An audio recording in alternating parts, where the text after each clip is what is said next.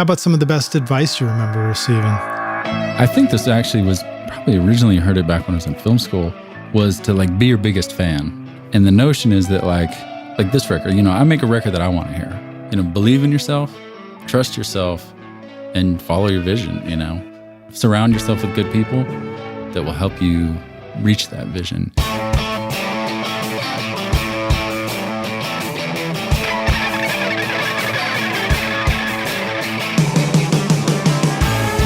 Welcome to Recording Studio Rockstars.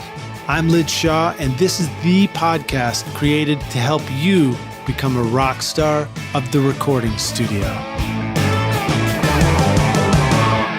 Hey Rockstars, it's your host Lid Shaw, and welcome back to Recording Studio Rockstars, bringing you into the studio to learn from recording professionals so that you can make your best record ever and be a rock star of the studio yourself. My guest today is Stewart Eastham, an artist, songwriter, and producer from right here in Nashville, Tennessee. His recent Americana album, Dancers in the Mansion, was recorded right here at the Toy Box Studio. Recorded through the MCI console, this record has a full tone and songs varying from old school country to classic Southern rock. Dancers in the Mansion brings together a rock band rhythm section with the colors of piano, organ, pedal steel, horns, and real strings to create an energetic album that sounds great. I was happy to hear how this record turned out when Stewart finished it up, and he has been kind enough to come talk with us about his experience in the studio as an independent artist. We'll dig into what it means to write, record, and release an album living in Nashville, and then to release it to the world. Please welcome Stewart Eastham to Recording Studio Rockstars. Stewart, are you ready to rock, dude? I'm ready to rock. Sweet, man. Well, so I like to, give it a brief introduction, but tell us more about like who you are and how you got into music and recording. And I like to spin it on you. So tell us, what did starting out in recording music smell like to you? What did it smell like to me? It probably smells like gear. Like that sort of, I don't know, that gear that's been on a little while and gives off that, like I kind of smell it in here of like, I don't know, I guess the heat on the electronics, exactly, right? Exactly. That would be the smell. Sometimes that's the smell of gear, feeling like it's about to catch fire. Right. I guess that would be the smell, I suppose. So what about starting out in music? Like what, have you been doing this since you were a kid? Yeah, well, so I was born and raised in a small town up in Northern California, way up north of Sacramento, up in the sticks. And music was a hobby for me as a kid. I took guitar lessons, but never stuck with it. Never really took with me, I guess I should say. Then I got a drum set, and I loved that, like just a beat-up garage sale drum set. And so I kind of started my music path as a drummer. Like when I went to college at UC Davis, and that was the first time I was in a real band as a drummer. And I played drums all through Davis. Then I moved to LA to go to film school for grad school, and then continued playing drums. But then I'd always tinker around on guitar and tinker around with my own songs. And I ended up in this band called Mini Bike as their drummer. And then I started bringing my songs to the singer, and he's like, man, and he was a guy named AJ Dia I'm still friends with, and he was just very, very encouraging of me, my singing and my writing. And we're a three-piece, we'd start switching it up, and I'd be the front man. And I did that for a while, and I was like, I think I want to do this. And it was about that point, like I'd been focused more on film as my main artistic thing and music as a hobby. And it was about that point they switched. Where film became more of a hobby and music became my drive. Were you still in film school during that switch, or was it after you finished? I think it was after I'd finished. It was after I finished film school, because I was actually going to acting school at the time. Okay, I remember cool. that because I was always a very shy kid, and I still am to a certain degree. But it was parallel to me becoming a front man. I was taking the acting class, which was really helping me be more comfortable on stage. And I think those two things in parallel made me really think like, oh, cool, this is what I want to do. Do you recommend acting lessons to people who want to be in bands and be a front man? I mean, like what kind of things did you learn, and do you feel like you carried over to the stage? I think what you learn, ironically, is to be yourself on stage, because people think of acting as faking it on stage, whether you're doing a role, but really, when you're really learning acting, it's how to be yourself on stage, which is very difficult sometimes because you're either too shy or you overcompensate, try to be someone you're not. But for me, I was able to let loose on stage, not be scared, just go for it. Yeah. Like a lot of people see me like I'm pretty mellow and quiet in real life, but you get me on stage and I could just go nuts. Right. You light up. And it's like a safe, it's safe to do that. And I think I kind of learned that through studying acting for a couple years. Well, I took a little bit of acting class in high school. I never quote studied acting, but Right. I took one class that was called Masks. I think that was the name of it. And we basically all picked these masks and then you came up with a character. And it was pretty amazing how once you put the mask on, it made it easy to just sort of act like anything totally different than yourself. Like it was no problem. And I wonder if there's that correlation when you're on stage to like slinging on a guitar or something, when you've kind of got this instrument between you.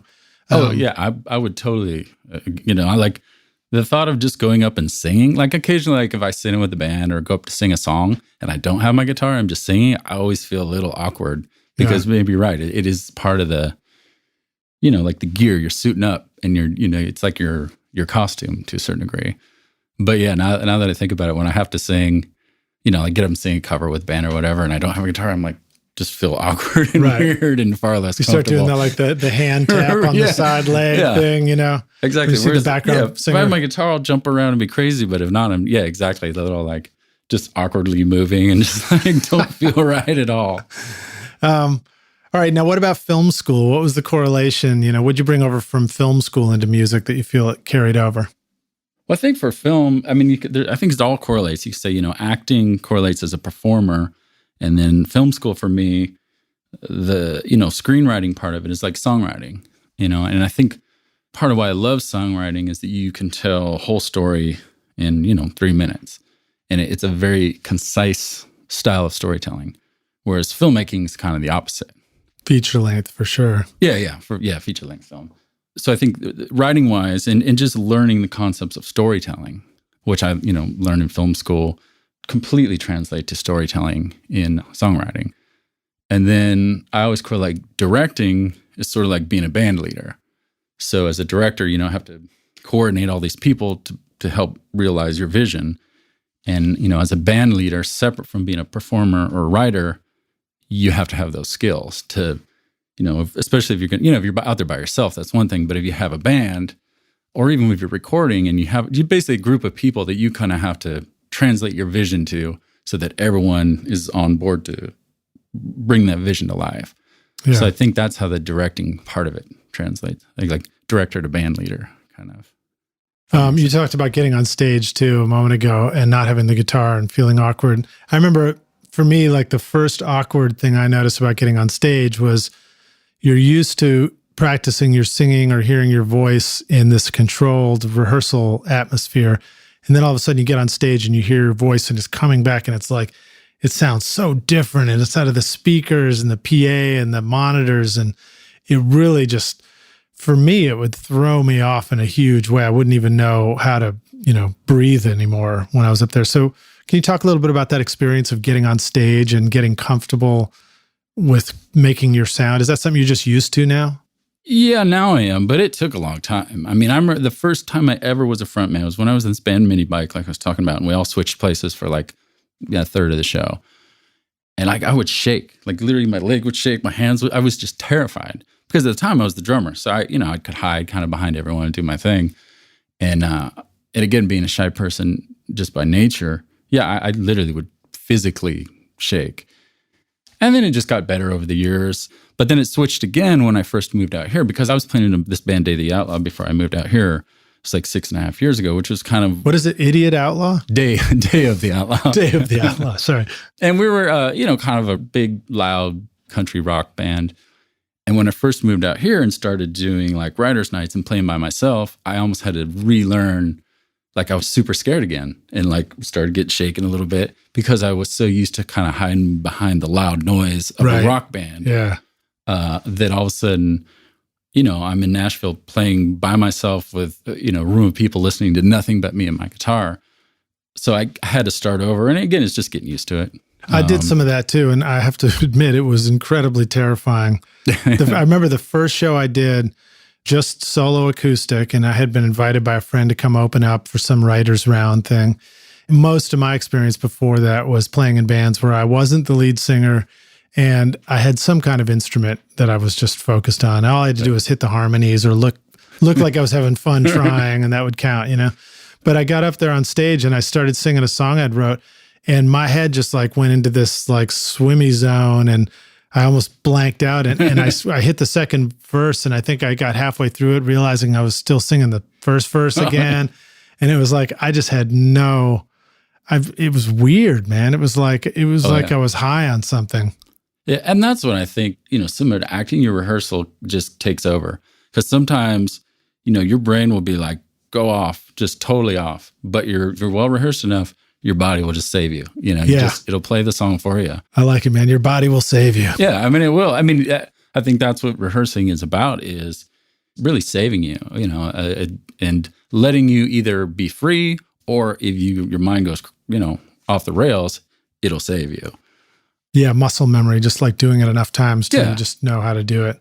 And, that goes for the engineering side of making records too. I mean, the first ones I was doing, I remember being so nervous beforehand. The first sessions I got to be the head engineer, I could barely like relax the night before, just thinking about it and worrying about it. And, it was like packing for some long trip or something. And I'd sweat bullets. And now, I've learned to be more relaxed about it. I'll get nervous. I get nervous before this interview with you, for example. No, I'm just kidding. I'm all right. But like, I can start a session and then just kind of go into this memory of, I just know instinctively what needs to happen next. And I'm confident that if I don't know it and I run into a problem, that I'll figure it out and solve it, Right. And I guess that goes for playing music and being on stage. What about the songwriting process? I mean, there's got to be like a fear that comes with songwriting of, what if I can't think of something to write about? Yeah. I mean, I guess I thankfully haven't had that problem yet. Like, I always got ideas, and like, it's picking an idea, focusing on it, and finishing it, But I guess I've never run into not having just, something like, I don't know, I guess I'm just always thinking of goofy stuff, so I can find stuff to write about. Well, what's your process for writing? I mean, does it usually follow a certain arc? Is there a start, middle, and end to how you usually write for stuff? Yeah, kind of. I mean, there's always exceptions, but my general kind of process is what I do. I usually create the melody and chords first. And that usually comes about by just messing around with my guitar, like sitting around, messing around, and coming up with ideas. I'm like, oh, that's cool. And, and the ones like that sketching. the ones that I really like, I'll record on my phone and save it. And I'll find just by doing that, the ideas that I keep coming back to are the ones that usually end up turning into songs. And usually through that process, a chorus will appear. Lyrics for the chorus. Right. I'll sometimes have a complete song with melody for the entire song with no lyrics. That's the hardest thing, because it's like, oh man. But usually what happens is a chorus will just kind of magically appear. Like the words just fall into place, and I'll have a chorus. Mm-hmm. And once I have a chorus, that usually that combined with like the style of the song will dictate the verses.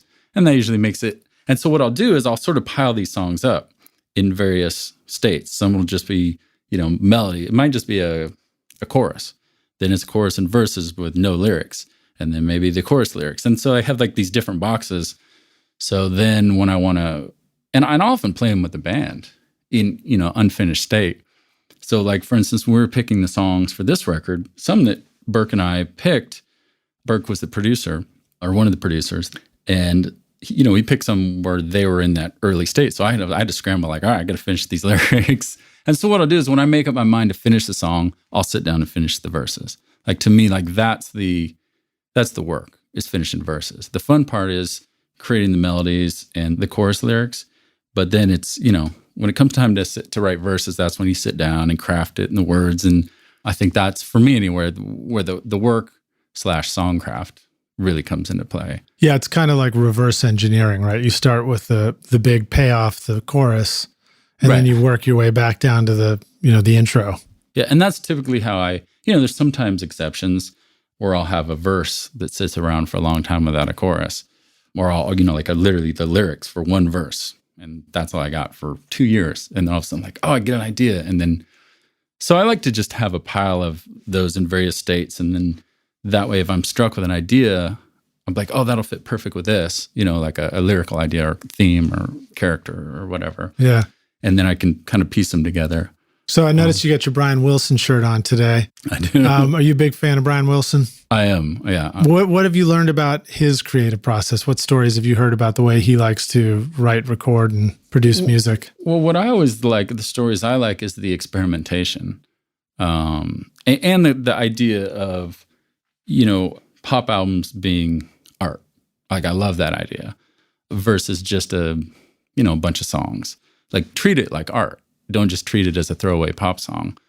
Something I never really got to do until this record, kind of moving into that producer role, was experiment.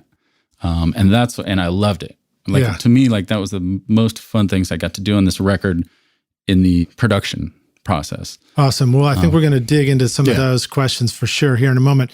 But I like to ask our guests to start us off with an inspirational quote. Have you got anything that you'd like to share to get us excited about hitting the studio and making music?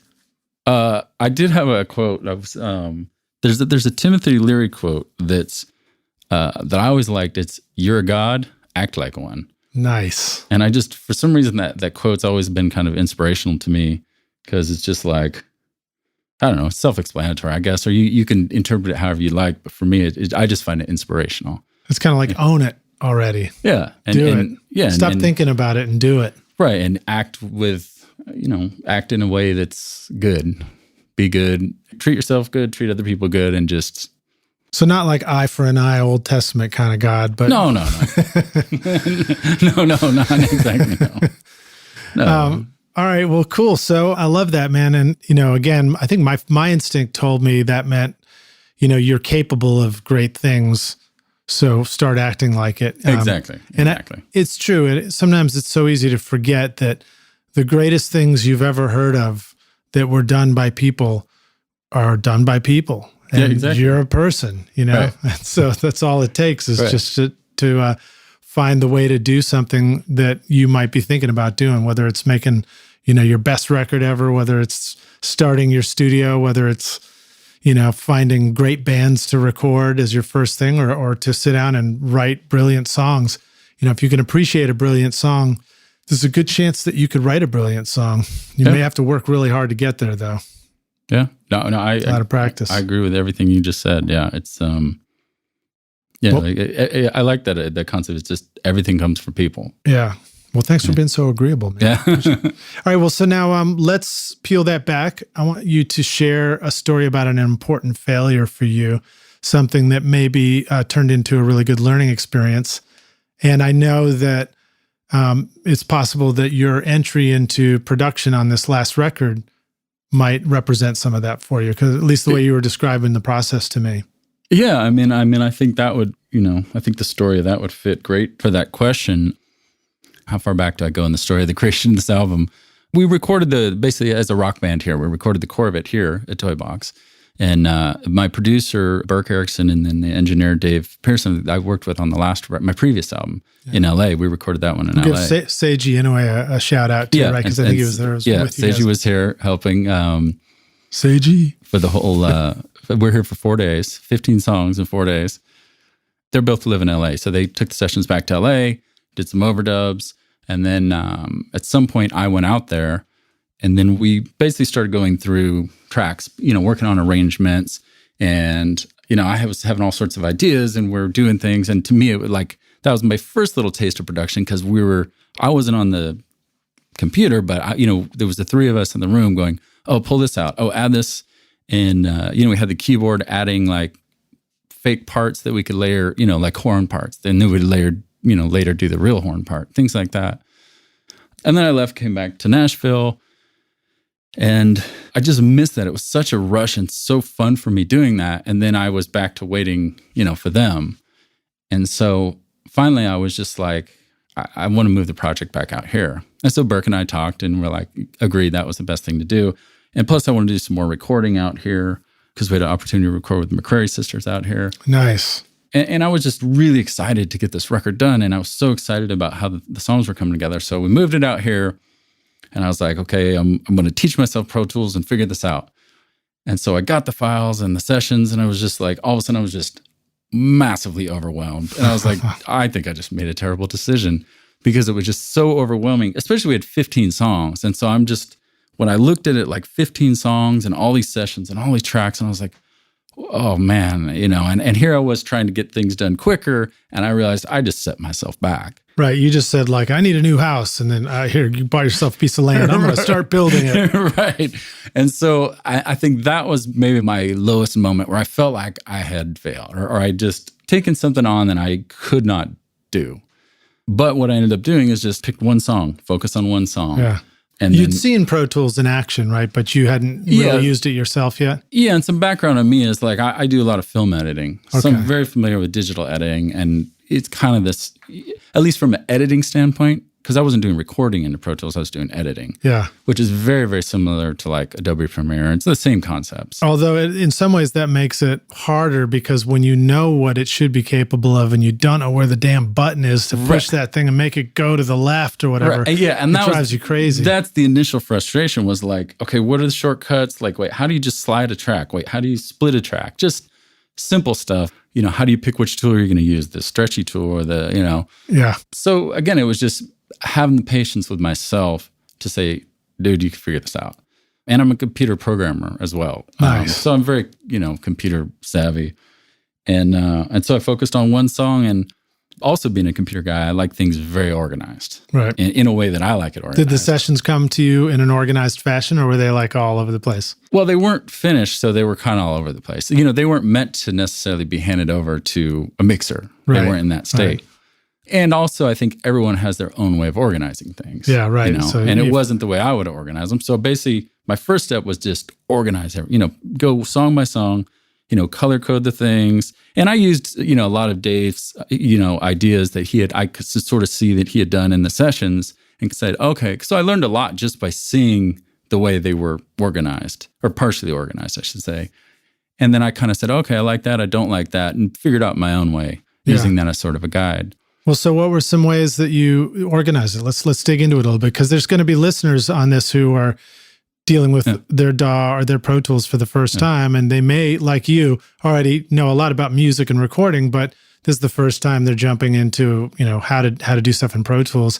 What were some basic things that really helped you just keep it organized? Well, the first thing was to put all the songs in the same order. So, I think I always had vocals at the top.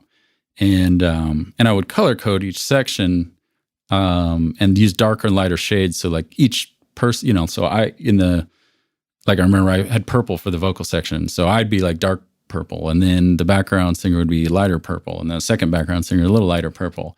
So I could look at it visually and say, okay, that's the vocal section. Right. And then, then I'd lump all like the lead guitars together.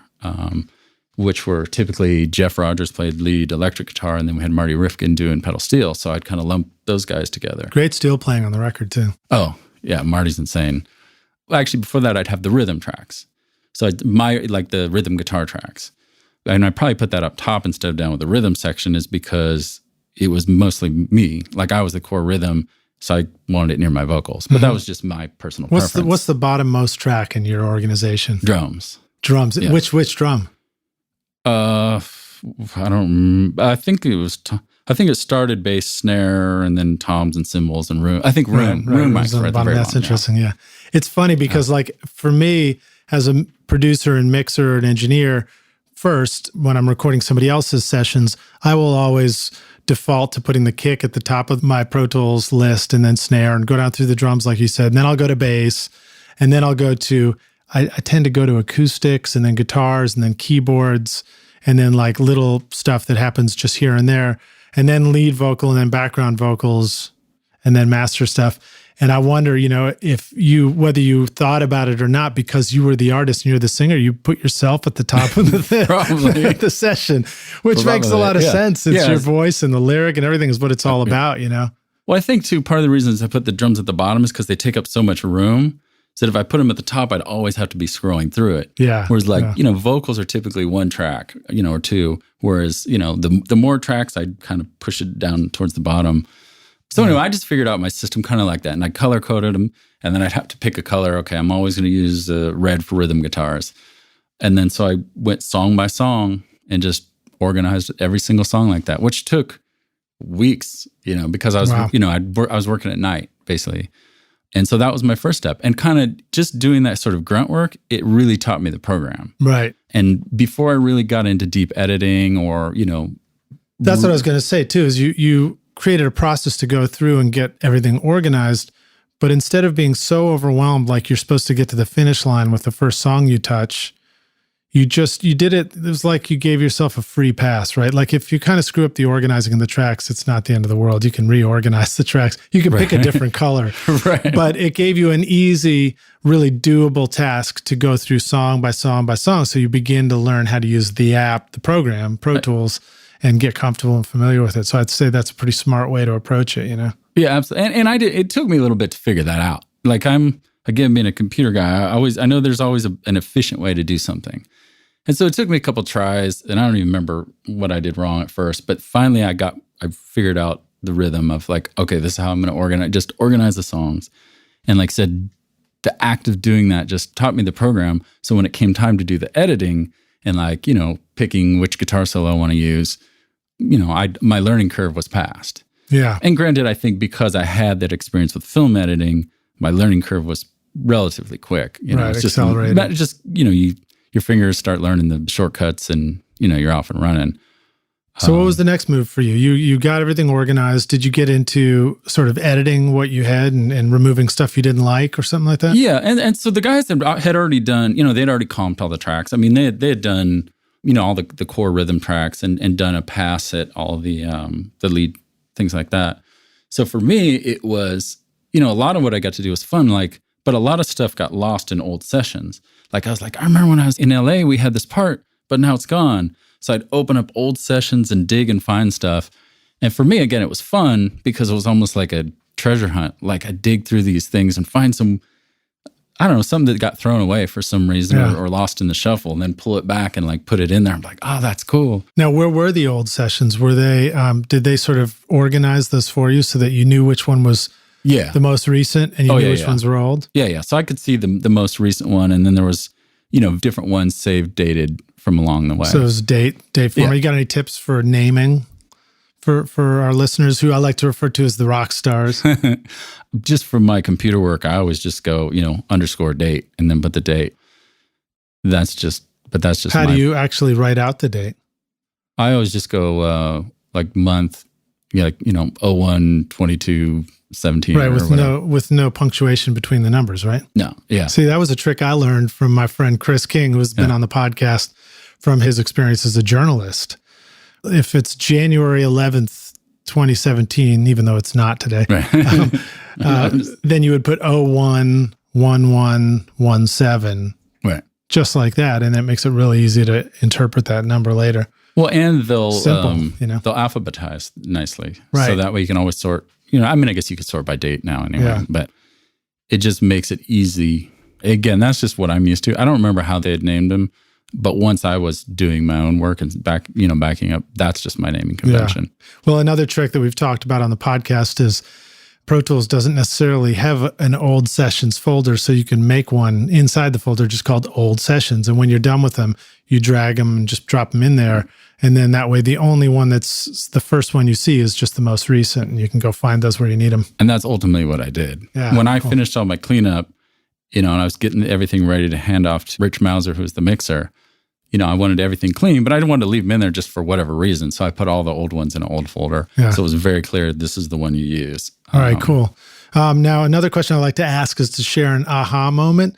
Did you have any sort of aha moments through the Pro Tools experience, as you sort of transitioned into producing the record or co-producing it? The low point was the beginning of that process. And then the aha moment was when I had my first, put together my first song and made changes, that some significant changes to the song from how I received it, and then listened to it and was like, wow, that's amazing. And just for me, it was so fun being able to experiment, because on previous records, I've never got to do that. It was always in somebody else's hands. Yeah.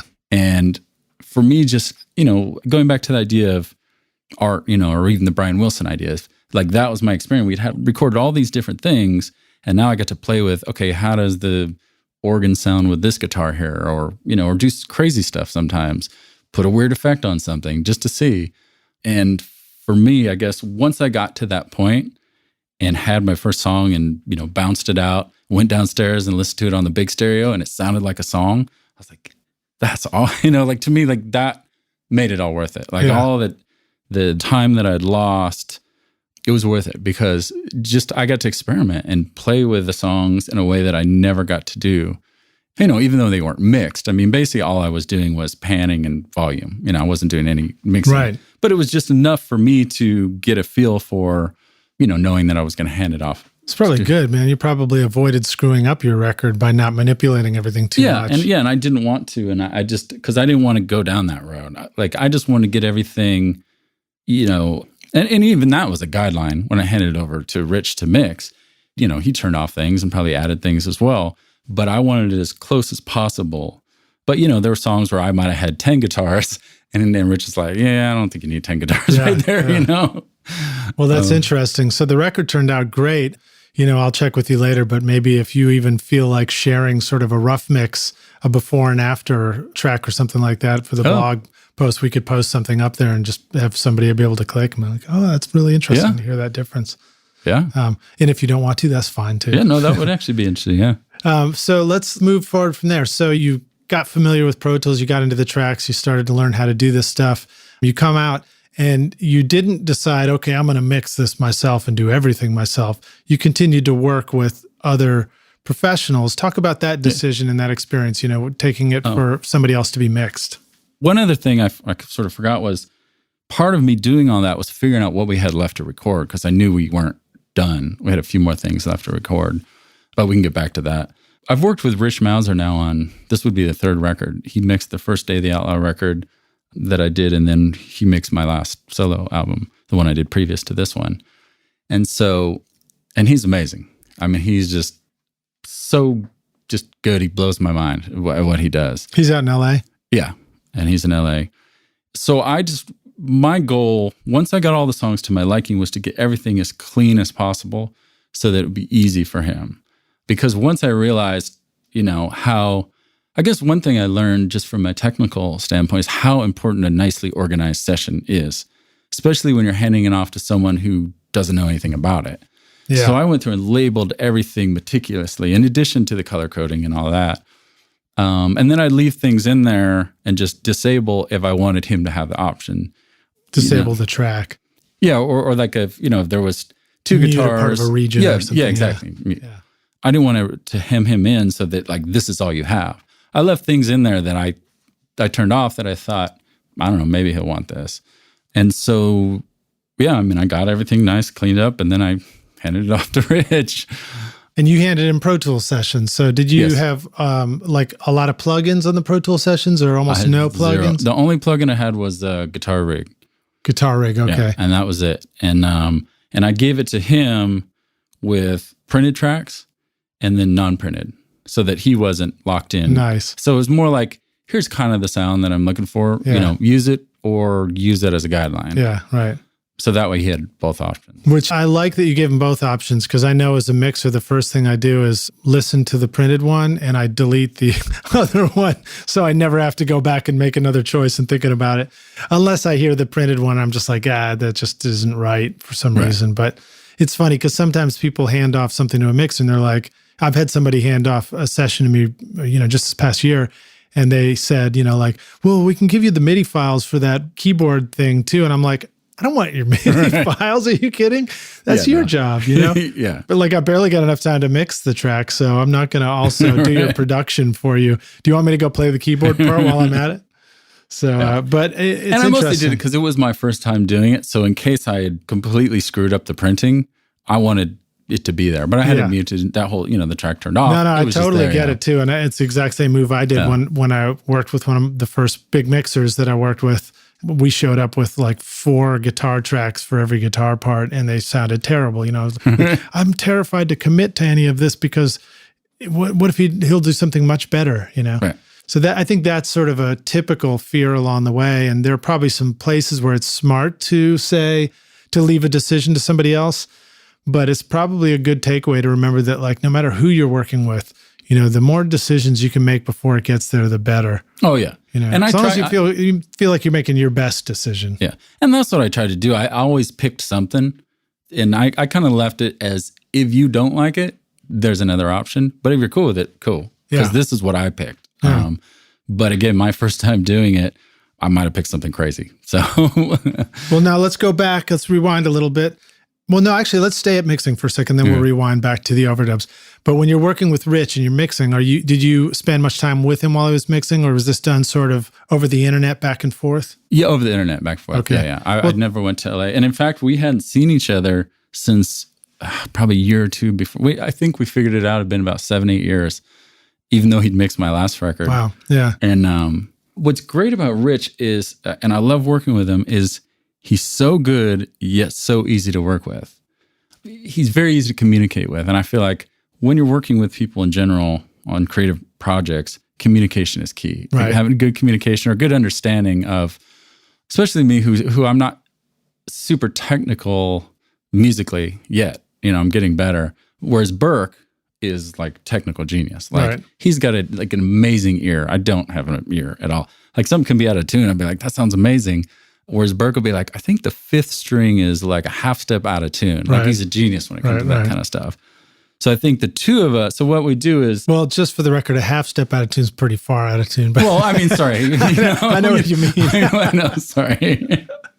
Yes, I might be able to even hear that. But you might even call that an alternate tune. Sorry. All right. Well, so talk about the process. So you send, you send tracks to him. Yeah. What happens next? And then what do you do? And then what does he do? And how do you get to a finished mix and a finished album? So what I did is I wrote extensive notes for every song to go along with the sessions. Some more extensive than others. Like some song, it would be like, some songs are more simple. Some I had very specific ideas of, this, it should sound like this, but with this. And basically, wrote it all up. Because the albums I like, every song has its own identity. I don't like all the songs to have the same style, even mixing style or production style. And so that's why I wrote detailed notes for every song. Like, this is kind of the vibe for this song. This is this. And so I gave all that to him. And then he would basically start sending tracks over. It was similar to how we did the last album, or almost exactly the same. He'd send over a track. Burke and I would listen to it separately because Burke's in LA.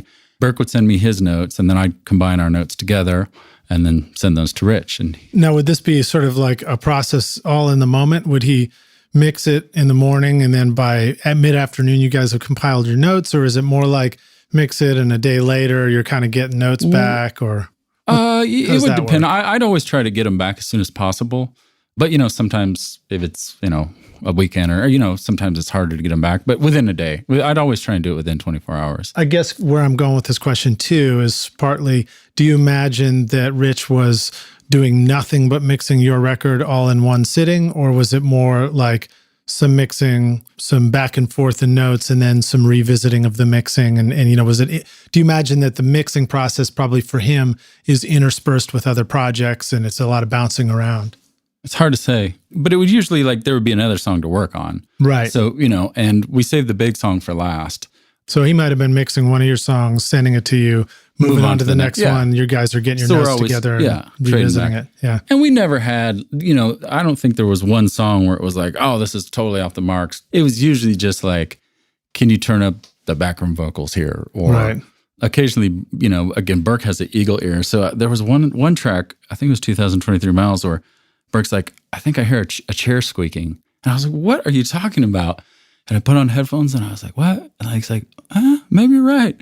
And sure enough, it was just buried deep in there. But he's got an eagle ear like was that. Was it one of my chairs? Actually, I don't know. Maybe. Could be. I got a couple of squeaky chairs here. It was somewhere in 2023 Miles.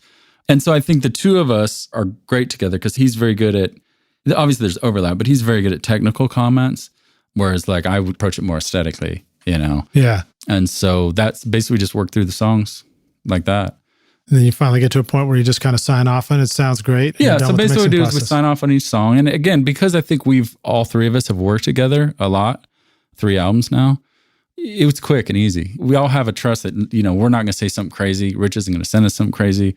We all kind of know. And I think it probably helped, like this album in particular, probably more so than any, I had a very clear idea of what I wanted. Right. In terms of general sounds, warmth and things like that. That's why you got your Brian Wilson shirt on. Right.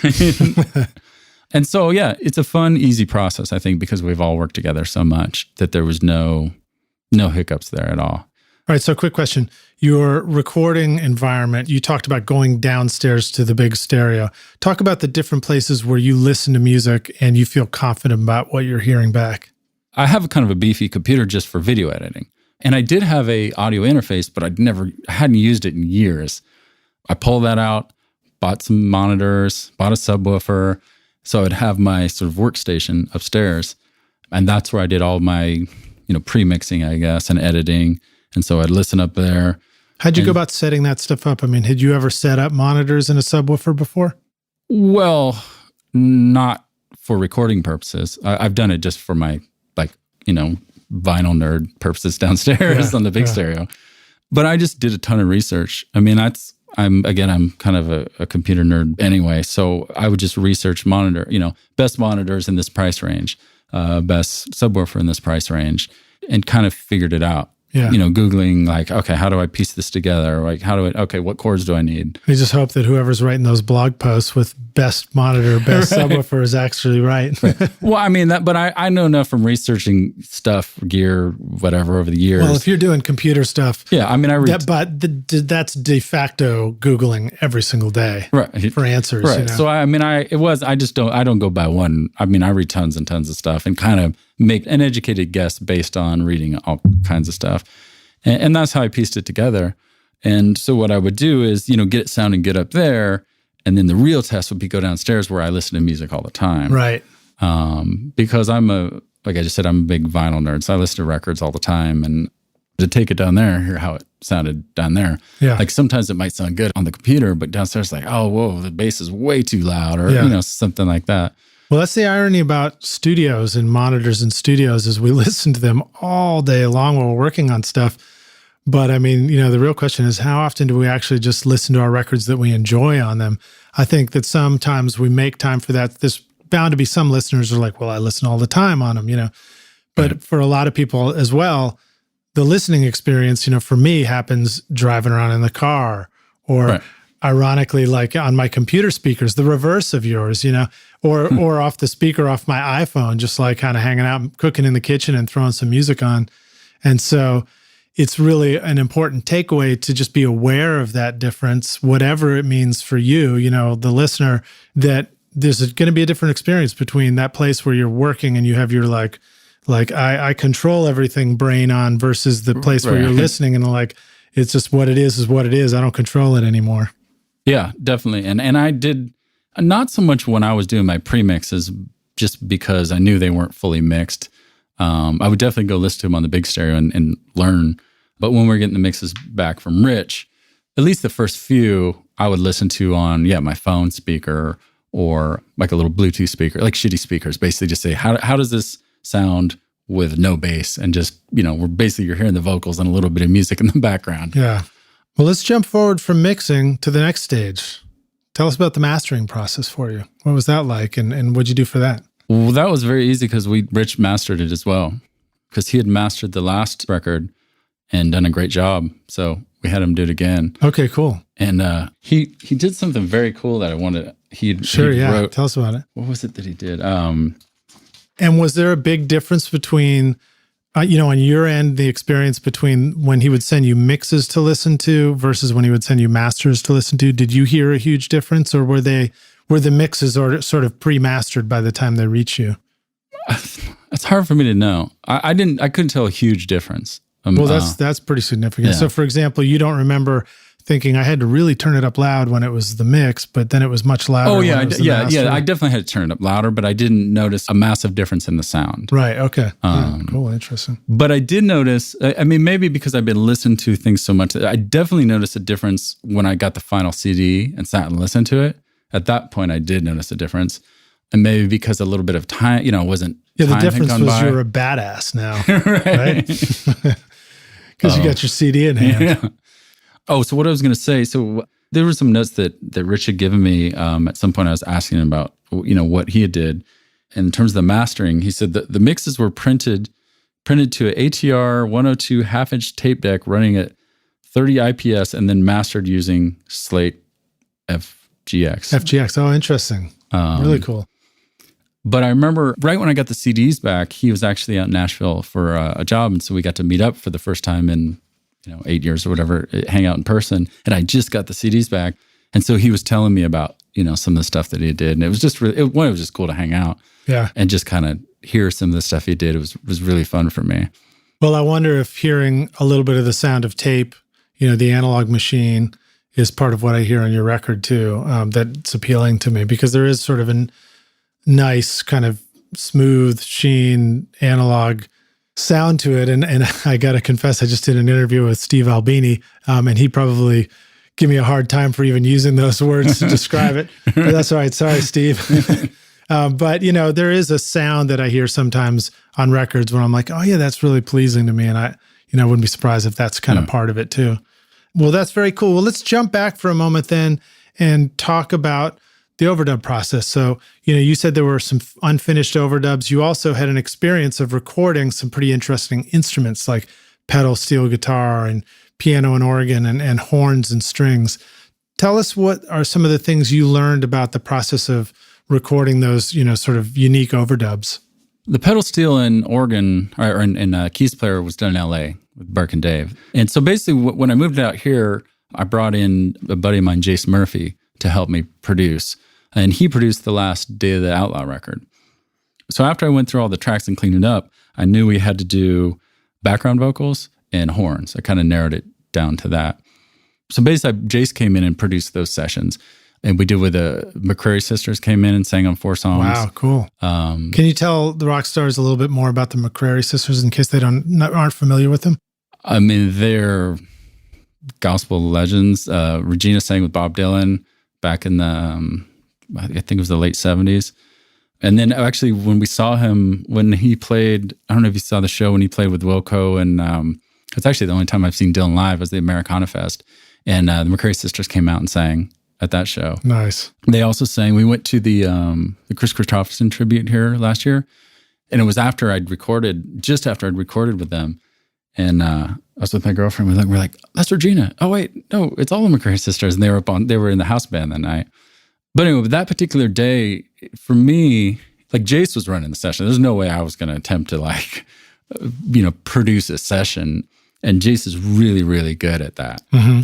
So what I would do is, while we're doing it, I'd have ideas and I'd tell Jace. And then he, I don't have the technical knowledge necessarily to speak to, musicians. So I would tell him and he would kind of translate. The same with the horn sessions. But working with them they're so incredibly good. Like I just enjoyed that day just watching them work. What do you remember? So how many were singing when you were doing that? All 4 sang. All four of the sisters sang on 2 songs, and then Regina sang on 2 extra songs. So what was that like recording the 4 of them singing? Do you remember there being 4 individual microphones, and are they in headphones, or was there some other way that you guys chose to record that stuff? No, there was 2 mics. That was at the main mic that they were all around, and then another, I guess, room mic that was farther back. So they're sort of like hovering or huddling around one mic to get the vocal blend of 4 voices like that. Exactly. So they're all singing together at the same time.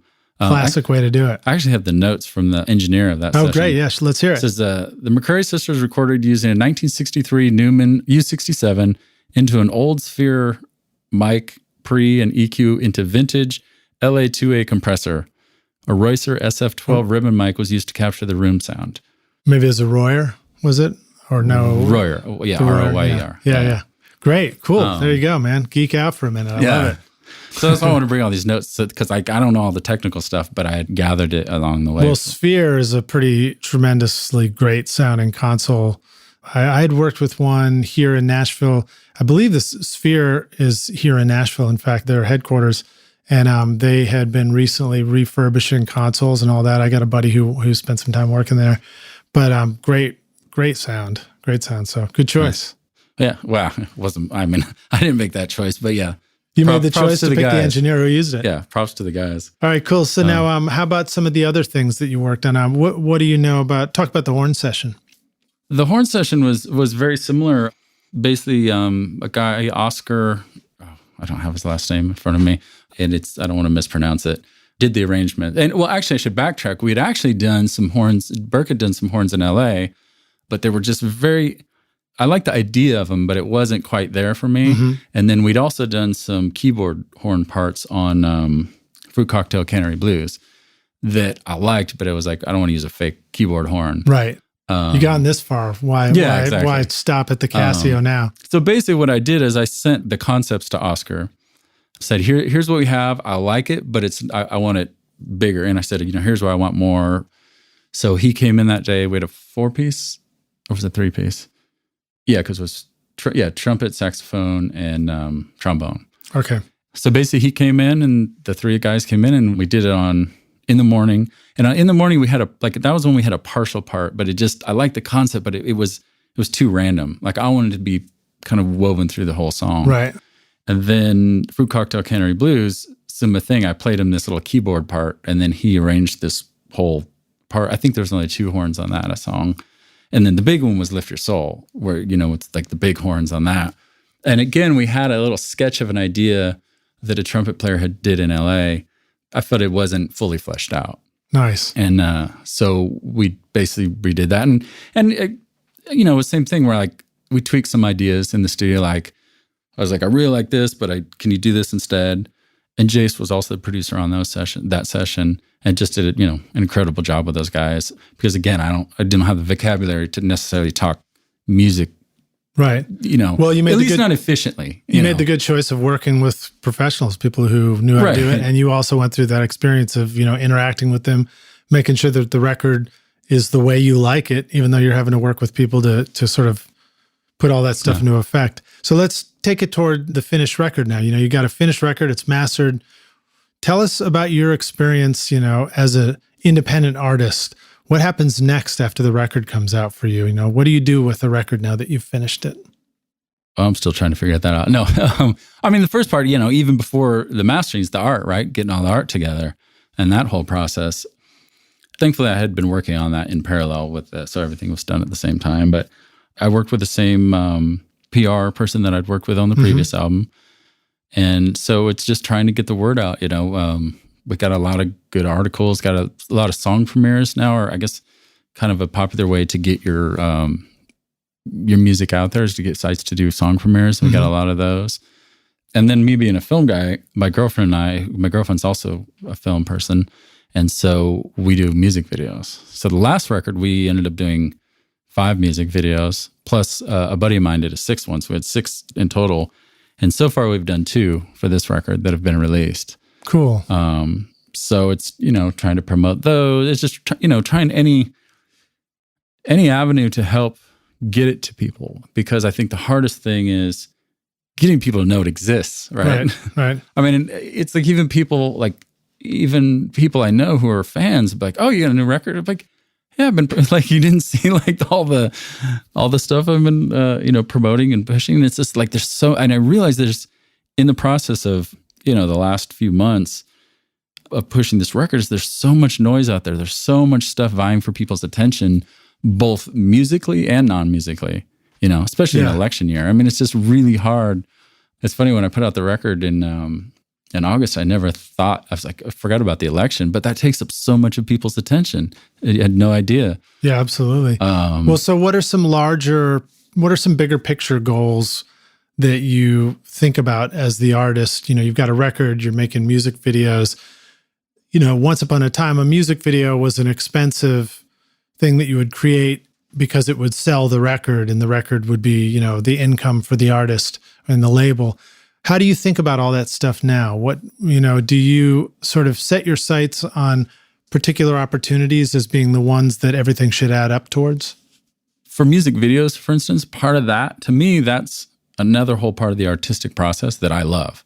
Like we talked about before, I have a film background, acting background. So making these videos is actually part of the fun for me as an artist. So I get to do the filmmaking part of it and acting part and all that. Like, I love that. So that, it's great promotion. So it works both ways, but it's also, because we're not making commercial videos that we're trying to get on, they're pieces of art that I want to put out in the world. Right. These would go on your YouTube channel, or what it's a similar thing too. To you get video premieres, you get sites to do video premieres, and so with the person working with me for PR stuff, she would work to get with webs, trying to get premieres on websites, and we got premieres for both of them so far. And help us understand some of the basics too. So a premiere for the video on a website, it would be a blog video website or something like that, where they're reposting your YouTube video to premiere it, and people might click through and end up on your YouTube channel. Or you basically keep it private. I mean, how you can have it's on YouTube, but you have to have the direct link to get to it. So they'll embed it, and you leave it private so it doesn't show up in your on your YouTube page for a few weeks or whatever. Yeah. So they have like an exclusive premiere is basically kind of what it is. Some of them are the songs, but those only happen before the record comes out. They'll do exclusive premiere, and you'll do like a private SoundCloud link that they embed. And it's a good way to promote to, people who might not know about you, audiences that might not know about you, non-Americana audiences, just, so that, that helps. And it's just really trying to get through the noise, trying to find the best way to get through the noise to get people to hear the record. Well, I mean, is the large picture for you one where you would like the music to be, income and career, or is it more for the art, and is it an expressive art form in that it doesn't necessarily have to recoup itself? Like, what's the attitude towards that? Well, both would be ideal. But for me, I think, the cool thing about being an independent artist is you could make the records you want to make, right? Like, I'm not beholden to anyone on this record. In this record in particular, I made absolutely the record I wanted to make, with the sounds I wanted to make, with the people I wanted to make it with. So, I mean, it would be amazing to, of course, make money and use that to fund the next one and kind of snowball from there. But I think as long as I can keep making records, if it gets to that point, amazing. I mean, that's obviously the ideal. But for me, the fun of making the records I want to make, I think it's worth a lot to me, as an artist to be able to do that, So I'm not bummed that I'm not, striking it rich on these records, because I'm making these records are going to be around forever, and I'll always have them. Yeah. But of course, if I was making money, I'm not going to go. That'd be amazing too. The best of both worlds. Now, as a music artist, have most of your opportunities to earn income doing that been through live shows and opportunities like that, or record sales? I guess the record sales can also create, a certain level of income for the band that all kind of goes back into the big pot. Yeah. Licensing as well. Have you also tied into licensing for film and that sort of thing? Some Day of the Outlaw stuff had some hits, but I haven't had any big placements yet with the solo records. But I'm always, looking for those opportunities, of course. Yeah. But, for one, for the money, and two, for the exposure. Again, it's a great way to get a wider audience to see your stuff. Well, sometimes all you got to do is just keep moving, keep going forward, and it all accumulates, until the opportunities come along and they can be much bigger down the road, potentially. Yeah, and absolutely. And that's sort of my attitude, is just keep doing what I'm doing. As long as I'm enjoying it, and I am having fun, then I'm going to keep doing what I'm doing. This year, I think I'm going to the focus is going to be more on playing shows, getting out playing more live, both around town, both also in Europe, get back over there. I played a show there in September, I guess it was, end of September. And then 2 years before that, I'd played some shows over there, and it's always get a great reception over there. And my albums seem to get more attention over there, more mainstream attention than they do over here. So the goal is kind of trying to put together a tour over there this summer. That's cool. Europe's always had a great appreciation for Americana anyway, Yeah, I mean, and what's interesting, I found they don't really distinguish between country and Americana like it is here. Like here is like the music's almost sometimes the same, but they're different worlds. And there's not that distinction. It's just good music's good music, Well, your record definitely taps into some country too, but like old school. Right, I guess Americana is almost like a new label for old school country in a lot of ways too. Yeah, for sure. I mean, certainly does Margot Price get considered Americana as well? Yeah, exactly. And that's what's great right now is this Americana is becoming more and more mainstream through Margot, Sturgill Simpson, Jason as well, like all those guys. It's becoming more and more like less of a niche and more mainstream, like a wider audience now know that the genre exists. Yeah. Well, very cool. Well, let's take a break here for a moment and we'll come back in for the jam session. Before we do, Rockstars, I want to remind you that we will have links to all the stuff we're talking about in the show notes, which you can find at rsrockstars.com, and then just use the magnifying glass and search for Stewart Eastham or just Stewart, and it'll just pop right up. We'll put in links to the record so you can check it out, maybe some of the video stuff you've done, whatever you want. Look for it there. If you enjoyed the music at the beginning of this podcast, you can check that out at skadooshmusic.com. That's SKADOOSH music.com, and that's my music. Little self-plug there. And then let's see what else. Tell you guys how to get a t-shirt. If you guys want to get a t-shirt and let them know you're a rock star too, you can find those at rsrockstars.com/t-shirt. Awesome. All right. We'll see you guys in a minute for the jam session. Hey, everybody, it's Lid Shaw, and I want to thank you so much for listening to this episode of Recording Studio Rockstars. I really appreciate you, and I really appreciate your time. And as a way of saying thank you, I've created a special mix tutorial just for you, Rockstars, totally free, called the Mix Master Bundle. With it, you get over 2 hours of detailed videos watching over my shoulder as I mix a song in my studio. Plus, I give you the free ebook that explains how I recorded the tracks. And you get downloadable multi-tracks so that you can practice your mixes, including the Pro Tools session file, using nothing but stock plugins in Pro Tools, all of which you would find in any other DAW, whether you're on Logic or Studio One or Reaper. Maybe you're struggling with trying to improve your mix technique, or maybe you just simply don't have access to multi-track files or can't record a full drum set in your studio. I wanted to give you a chance to create your own mixes from full drum kit, bass, and guitars recorded in my studio. The song is called American Winter, and it's off my instrumental record, Skadoosh, and it's all available for you totally free right now. All you need to do to get it is text Mix Master Bundle to 33444, and I'll send it directly to your email. Again, that's Mix Master Bundle with no space to 33444, or you can go directly to mixmasterbundle.com, enter your email, and I'll send all the files directly to you. Thanks so much, Rockstars. We'll see you guys in the jam session. Cheers.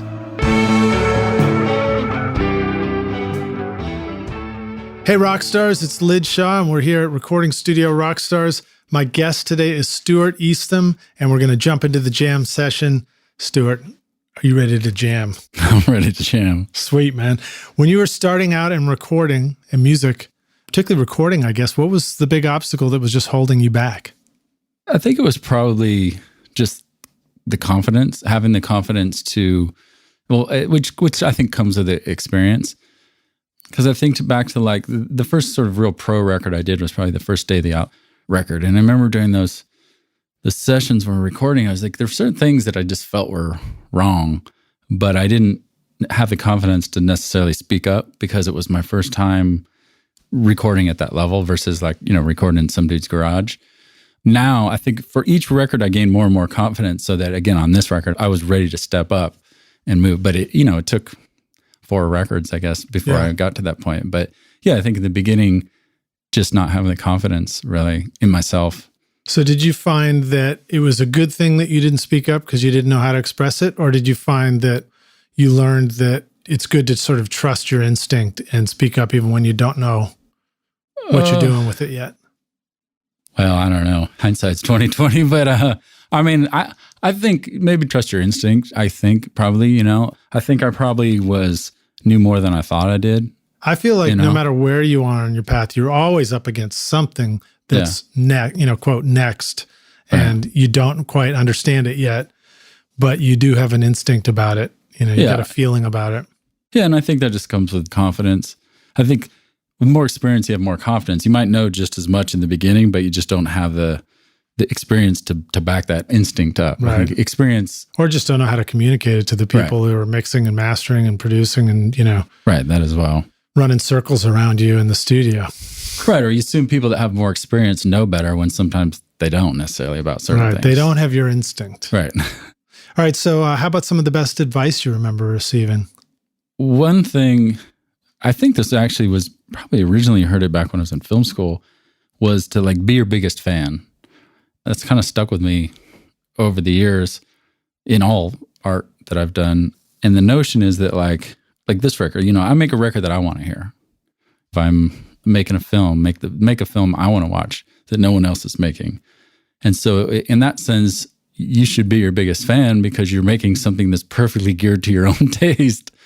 So that's kind of always been my, I don't know if it's motto, but just something I always think about is that I make the record I want to hear, and then hopefully other people want to hear it too. Yeah. I think that's kind of the idea. Well, it's interesting because in the world of business, people sometimes talk about knowing your ideal customer, or your, creating something called an avatar, which is to say, I'm going to think of this individual that is not me, that I can clearly describe and really understand and really know their problems so that I can help solve their problems with the business. And that you need to externalize your biggest fan, I guess. And it's fascinating, because I think about the music and it's like, well, how do you solve somebody's problems with your music, And flipping it around to yourself being your own biggest fan, maybe that's kind of it. It's like, if you know that you're the one that needs to love your music and what you're creating, and you get it to that point, then maybe that is a really great way to bring out the best in your work. Well, yeah, I would say like, if you don't love it, how can you expect other people to love it? Right. Yeah. I mean, like, if I'm not a fan of this record, then why should anyone else be a fan? True, because you got to spend a lot of energy and effort talking about your record and letting people know about it, and showing them how excited you are about it so that they pay attention and want to check it out themselves. Right, yeah. So anyway, that's just always stuck with me, and I always try and follow that guideline. Yeah, which is an interesting conundrum too, because even when we do love our own stuff, sometimes we can be self-deprecating, or we can be just nervous about really owning how excited we are about it. We just be sort of timid about it. You talked about being shy initially. Yeah. And so I think we all have to sort of grapple with that and come to terms with the fact that, like, when you make your own stuff, make it so that you feel excited about it. Maybe write down that feeling, remember it, notate it, take a selfie of yourself when you're really excited so you can refer back to it later, so that when you run into the real world situations where you're having to get up on stage or present it to the world, and your first reaction is to just like put your tail between your legs and run, good God, please don't make me tell anybody what I think about my own song, that you don't give up, you just stick to it. Yeah. Yeah, absolutely. I mean, I am a fan of this record. I mean, like, I don't have a problem talking about it, because of that very reason. Yeah. Well, all right. Let's see. Now, how about sharing with the rock stars a recording tip, hack, or secret sauce, something that they could use in the studio today on their next session? One thing, and this isn't my trick, this is something that we did while we're here recording in those initial sessions. And how we did those sessions is during the day, we'd record the band, the three of us, more or less live. And then at night, we'd do the vocals. And so one thing that I'd always thought, every record I'd ever sung on before, you kind of pick the mic that sounds good for your voice, and that's what you use for the record. And what was interesting that Burke and Dave did that I thought was really cool was they'd actually switch mics based on the song, based on how I sang. We did a similar thing with snare drum, right? Snare drum doesn't work on the song, and swap them out. And I kind of heard of that before. I'd never done it on a record before. And I was like, oh, that's cool. But then they did it with mics too. And I was like, oh, that's, and then I remember coming in and hearing there's like, your voice sounds kind of weird with this. It sounds great on this mic for these songs, but for whatever reason, the style that you're singing isn't working with this mic. And so throughout this whole sessions, we'd always have two mics set up. And then I kind of, switch back and forth. And I don't know. I thought that was cool. Maybe everybody does that, but I'd never. That is cool. That is cool. And the next question was going to be about a favorite hardware tool or one you want to suggest. So maybe we should talk about your mics. Do you remember what mics you were choosing and using for these different songs during the tracking sessions? I do. I have it written down right here. They were tracked with U87 and an SM7. Okay, if it was my mic, it was probably the U67. Okay. But if you brought one in, it might have been the U87, yeah. It must have been the U67 then. because it says the Toy Box Session. So Okay, cool. They must have wrote it down wrong. Yeah, so the Neumann U67 and the Shure SM7, the black one, right? That's the one. That's the Michael Jackson yes, mic. that's what they kept calling it. I was like, that's funny. Is that like universal like recording thing? Yeah. So which styles of songs would you use the big tube mic on versus the dynamic mic? I was trying to remember the difference because I feel like it was it Old Lovers was the one that we used the SM7 on. It's hard for me to remember, and I do sing differently on that song. I don't know what the difference would be, though. Do you remember your mood in front of the different mics? Maybe that was what it was all about. Mood? Yeah, I don't know. All right. Well, anyway, definitely checking out different mics and getting familiar with them. Just taking the moment to listen to it back in the control room and kind of have an opinion about which one sounds great can be really effective. I know for myself, when I'm at the Bonnaroo sessions, the hay bale sessions, for example, if I have somebody coming in and they're rocking out with the band, I'm much more inclined to use the SM7, which has got better rejection and it sort of compresses the voice a little bit, can handle that dynamic of a vocal, and it helps it sit in a track versus the quieter songs where I need it to sound more open and natural. I'm inclined to use the tube mic, and that can sound really big with just an acoustic guitar. So it's great to be familiar with your different mics in that kind of respect and just be willing to switch them out based on the session and the song. Yeah, so that was a cool thing for me to learn and from those guys, and now I guess you just taught me a little bit more as to why. Yeah. I didn't know the why we were using different ones, but the what big you said makes sense. Tube mic, it's a little bit like having, film. So if you know the Hasselblad cameras, the wide format, not film cameras, but the big photography cameras. Yeah. Okay. Those ones sort of capture lots of detail and lots of the image and lots of depth and everything. And that would be like using the large diaphragm tube condenser mic. Gotcha. And the dynamic is a little more focused and just like right there. Both great mics. Well, so right now, how about sharing a interesting software tool, something you want to recommend for people in the studio? You got familiar with Pro Tools. Were there any plugins you really enjoyed using? I mean, like I said, I didn't use anything. I used a guitar rig and that, to play with. And I basically used that because the guys had used that. So I bought it so that when I got it, I would have all the sounds that they had picked for the guitars. Do you have any favorite guitar settings in there or amp combo choices you like? I don't remember. Just whatever was going, you'd use that, yeah. And but I did add stuff to things and I played with it. I didn't strictly use the ones they had selected. I tweaked some because sometimes I put in guitars they didn't even have in there and do that. But as far as Pro Tools, one thing that was really cool, I was going to say about that is, they've switched to that kind of subscription model. Yeah. Which worked out really good for me because I could just, pay the monthly fee versus having to dump, spend hundreds of dollars or thousands or whatever it is to have like the top of the line software. Right. So you jumped in from having no Pro Tools at all to being, to having like this full system. Yeah. The Pro Tools 12, $25-$30 a month. Yeah. Or something I think it was $34 a month. Right. Completely tricked out. And because, they're highly promoting it, there was tons of like tutorials and things to help me. So I was able to figure it out, like some of the tricks, like printing and things like that, because there is no real, I guess printing effects in film is similar, but it's done differently. Yeah. So all that kind of stuff I had to learn by watching tutorial videos. Yeah. And there was some feature that was actually, I forgot what it was, that was just added like right before I started. I feel like it had something to do with printing. Yeah, maybe it was like the freeze track, the commit button. Yes, that was it. So it was cool, again, having like the top of the line Pro Tools 12 software available to me at a reasonable price because I knew I was going to only use it for a limited amount of time. Yeah. And then when we're done with the record, I ended my subscription. So it worked out really well for me. Interesting. Yeah, well, that's cool. And that is a cool takeaway about the subscription. Plus, you tend to be able to, even with like the Slate audio plugins, you can subscribe and get such a wide range of stuff so easily and so quickly that would have cost a lot of money to just collect individually, if you're going to just own them outright. Well, how about a resource for the business side of doing what you do? Whether you want to share sort of an online tool that you use for your, business as a musician, an artist, or whether it's advice or an individual you want to recommend? Well, for me, I'm a Google Docs just complete nerd. I use that for everything. If you want to apply just to this record, every step of the process, like all my songwriting, I do in Google Docs. I have a folder of lyrics for all the songs. And even just going back to my songwriting process, like I was saying, I'd have a song where I'd only have a chorus, So what I'll do is I'll write those lyrics in a Google Doc.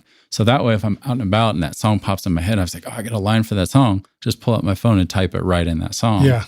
So it's right there. So I won't forget it. It's there with the chorus.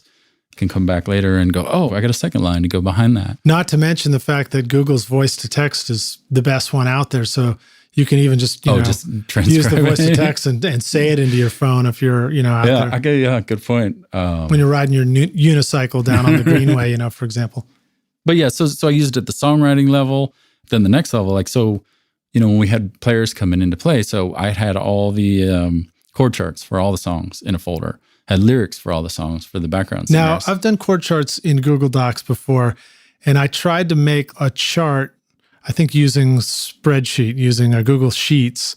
Did you just decide to do chord charts sort of written out in a doc format? Yeah, I just wrote them out in a document format. And something simple. Yeah, just very simple number, Nashville number style. Yeah, very simple. And that's kind of what I did in the previous album. It seemed to work good. So at some point in the process, it's probably before we even recorded, I wrote up all the songs. Yeah. Oh, I did, because Jeff Rogers was the lead guitar player.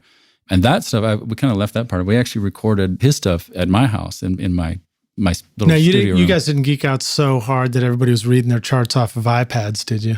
No. No, but you could. Yeah, they were. That's one of the things that's cool about this. You can, pull up your lyrics right on an iPad. Well, Kim does. That bass player who sings harmonies, like when we're rehearsing, she'll have, I'll send her lyrics, and then, in the rehearsal room upstairs, she'll pull out her iPad and have the lyrics. Yeah. And that's, I think, how she kind of learns them in the beginning. So you're a computer whiz. You use Google Docs like crazy. Share a Google Docs secret, hack that people need to know about. Give us 3 cool tips about Google Docs. Come on, man, riff it. You can do it. Google Doc tips. One thing is just keep it organized, right? Because here's what happens. Like if I start a lyrics folder, and all of a sudden, 2 years go by, and you have this jumble of finished songs, unfinished songs. So, here's I don't know if this is a tip, but as a songwriter, this is something that I do.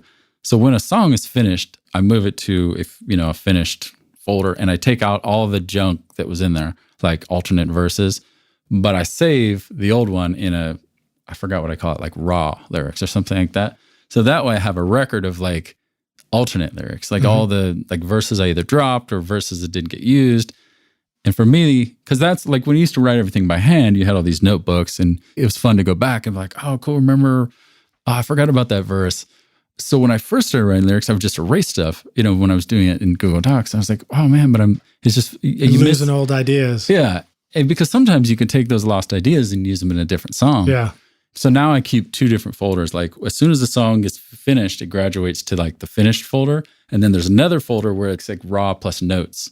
So it's basically every song exists in those 2 finalized folders. So if you've been working on the verse and chorus of a song and you come back tomorrow to work on it, do you take the doc and just do make copy as and sort of make a duplicate of it and then start editing freely in there? Or? Well, I don't do that to the end. So until a song's done, I just keep everything in there. So old stuff just moves down further. So it's one long doc. Yeah. It gets real tall. Yeah. So I'll move, a lost chorus, I'll throw it down at the bottom because that way I might want to move it back or steal a line from it or, a couplet or whatever. Yeah. Now here's a tip. I don't know if this would be helpful or if you would do this, but with Google Docs now, on the left side, it actually automatically puts in a table of contents for you if you use the different header settings for your doc while you're working. So if you put in a date, the day you were working on it, and you put a little header there, then on the left-hand side, without even scrolling through the doc, you'd sort of see all those dates. Yeah, maybe you could jump to a past day pretty quickly that way. In the beginning, though, I don't keep records of every iteration of it. I just, it's just a mess of me moving stuff around. And like I said, junk just kind of moves to the bottom as it gets used. Sometimes I erase stuff. I don't keep every random junk line in there. Just stuff I think is cool and want to keep. So that would be one thing. And then I also do all my budgets in the spreadsheets. Great. Give us some tips about that. What's the first thing you do if you're about to do a budget? Fresh spreadsheet. What's the first thing you write in there? The date? No, I don't know. Well, what I always do, the thing that changed spreadsheets for me are using the tabs at the bottom. Right. Because if you try and jam everything in one spreadsheet, then all of a sudden you're scrolling up and down oh, wait, here's my food budget for like the 4 days of recording here when I was feeding everybody, I needed a food budget. I had to keep track of all that stuff. But if I mix that on my same page with like, what I was, paying people, it just, starts to get disorganized. Yeah. Or you need some cells and columns to be wide and some to be narrow and they don't fit together. Right, exactly. So I'll create like a food tab, recording tab, people tab, whatever, PR, CD, CD costs, manufacturing costs, things like that. Then, you can have all those linked back to your main spreadsheet where each one of those is just a line item on your main, on so your on the main one. spreadsheet, you just say like, what was the total food cost? And that little cell would link to the other sheet. To the cell. Yeah, to exactly. The total of the other sheet. Yeah. And that was pretty cool. I remember learning that the first time. I was like, well, that's badass. Yeah. I mean, once I started doing that, it's like, I knew about the tabs for a long time, but I was like, it just seems like a hassle. Why would I do that? But then the more complicated like the budgets became, I realized, it's way easier if you do that. And it just makes it much easier to manage everything. Yeah. And it keeps things self-contained within its category. And then or once you get like a group of those together and working and functioning, because it does take a minute to kind of link up all those things so that, if you put in the 3 hamburgers on page 4, it actually shows up on page 1. So the next time you come back and do this with the next project or the next, short tour, you can just do a make copy as, throw a new name on a date, delete some of the stuff, and then it's like ready to go. Well, that's cool. I like those tips. Those are great. All right, so let's close out here with a couple of things. The first one, there are 2 hypothetical questions. The first one you did, so you can kind of answer it on a certain level, but if you had to start over again in recording and music, you needed a simple setup to record with, you needed to find people to make music with, and you needed to make ends meet. What sort of advice would you have for that? Say somebody has really just moved to a new city and they're doing this for the first time. How would you advise them? I mean, you did get yourself a Pro Tools setup. Yeah, I guess I could speak to that. Like how I got my setup together fairly inexpensively was just by research. There's so much material out there and finding the best value for the money. Because you can spend a lot of money and get something not awesome, or you can spend a little money and get crap, but there is something in the middle where and like that's kind of what I did. And then I was trying to find the name of the audio interface I used. It was the Focusrite Forte. You know that? It's like a little, real small, and it's old. Like I've had it sitting around forever. I don't even think they make it anymore. And now I actually use it. It's now permanently set up on my computer because I now just, even when I'm working, like programming or whatever on my computer, listening to music, now I always listen through those speakers. So I have a much better stereo setup now on my computer because of that. Well, I guess the one thing to watch out for, rock stars, is if you do find, an older interface that is really affordable that works with your computer, you may want to just do a little research, because sometimes like the very next operating system upgrade for Mac, for example, might exclude that from working in the future. I know that Avid has done that before, where they've sort of excluded their own interfaces from upgrades of Pro Tools. So it was lucky that you could get a new Pro Tools and use an old Forte. Right. That's cool. Kind of what's cool is what I learned now, that you can kind of do everything, because when you have that subscription, you can open it on different computers as long as you have the little dongle thing. So I also had it all installed on my laptop, so I could tweak on it and listen as well. So I think as far as equipment stuff, and then, as far as people, actually talking to my girlfriend earlier, it was like, I've met so many people that have become long-term friends, or bandmates, or through Craigslist, Craigslist ads. And then, I was afraid you were going to say you met your girlfriend through Craigslist.